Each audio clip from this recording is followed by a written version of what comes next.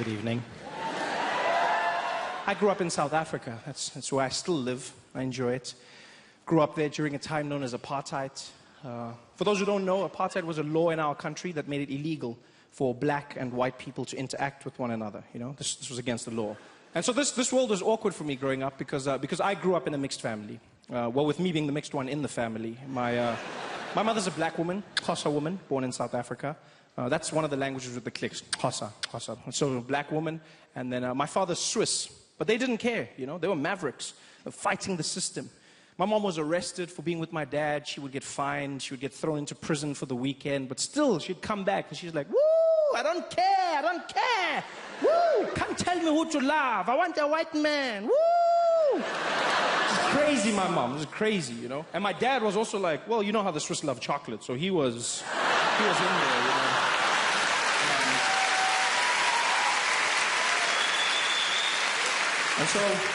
And so they got together and they had me, which was illegal. So I was born a crime, which is something I don't think they ever thought through, because as a family we couldn't live together, you know? Like in the streets we couldn't even be seen together. My father would have to walk on the other side of the road and he could just wave at me from far, like a creepy pedophile. Or like a pedophile, I didn't have to say creepy, like a pedophile. Because creepy implies there's some other sort of pedophile. There is none, there's no classy pedophiles, there's no need. No, like, afternoon, ladies, afternoon. No, just browsing. He's so classy. No, he's a pedophile. And my mom could walk with me, but if the police showed up, she'd have to let go of my hand, drop me, and act like I wasn't hers. Every single time, because we weren't supposed to exist as a family. So my mom would let go. It was like a little game we played. Police would show up like, woo! She'd be like, woo, I don't know. No, it's not mine. Oh, no, I don't know. It was horrible for me. I felt like a bag of weed. It was a tough time. And the downside of being light was that being light, I was different. People mocked me, gave me names like mixed breed, half caste. I hate that term, half. Why half? Why not double?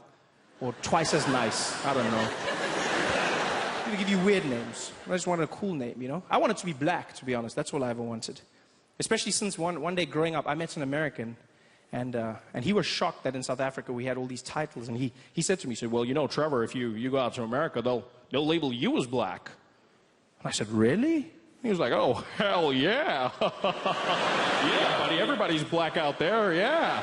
You'd be super black. Oh, well, that sounds good to me. Super black.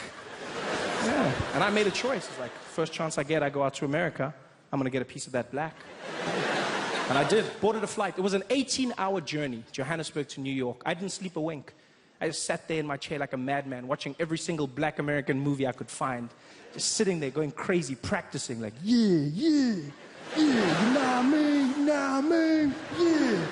King Kong ain't got shit on me, yeah. Sorry? Oh, the chicken, please, the chicken, thank you. No, that's fine, thank you. Yeah, put it in your mouth, yeah. 18 hours of flying, 18 hours of practice. I landed in New York and I was fluent in my black American. For shizzle my nizzle. Everything. I had the walk, I had the talk. I was so black, I was even laughing. I was like, ha ha ha! Ha ha! Yeah! Ha ha! Oh, my man. Oh, this you? Ha ha! That for me is the coolest thing in the world. Black Americans are so cool and confident. They'll make you feel good about yourself just by asking if you are you. It's magic. They just walk up to me like, hey, yo, this you? This you? No, for real, man, this you? And you'll be like, yeah, I think it is, yeah.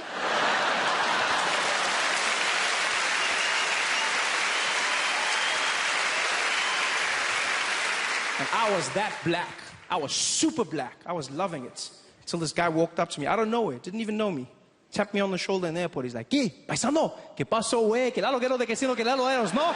Ya llegamos, papi, ya llegamos. I said, what? You talking to me? He said, yeah, I'm talking to you, man. I'm just saying, we made it, baby. We made it, eh? And now that we're here, our kind, we gotta stick together, hombre. Our kind. 18 hours of flying and I wasn't black. I was Mexican.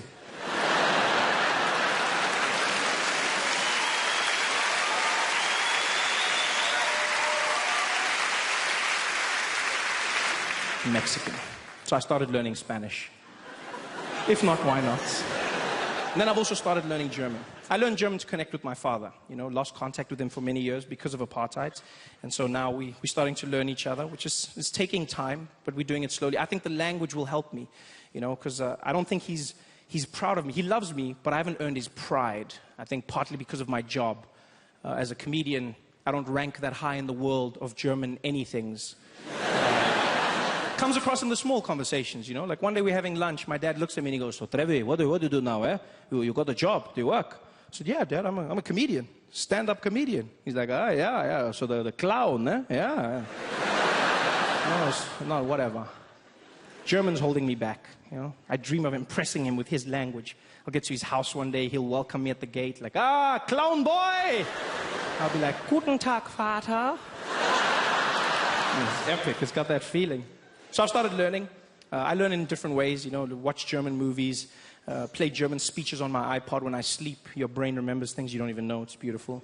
The only hiccup was, turned out I downloaded some of Hitler's speeches. It's not like Google warned me, don't judge me. Google wasn't like, "Oh, not those ones." No, it just let me download everything. And so I learned some of his nuances, not his philosophies. It's just, I've been told that when I speak German, sometimes I sound distinctly Hitlerish. Which I found out in Germany, which is not the best place to find out that you've got Hitler vibes. Would have rather found out at home. And it was actually, it's funny now, not so much then. I was in Cologne, Germany, beautiful area.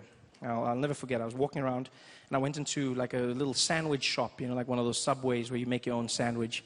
And I walked in, the woman was really nice to me. She was like, "Guten Tag, kann ich Ihnen helfen?" And I looked at her and I thought, confidence, Trevor, confidence. I said, "Guten Tag! Ich will ein kleinen Broten haben, bitte schön! Das schwarze Broten mit der Käse und das Schinken, bitte schön! Und gib für mich auch die Salami und ein Pepsi-Cola trinken, bitte!"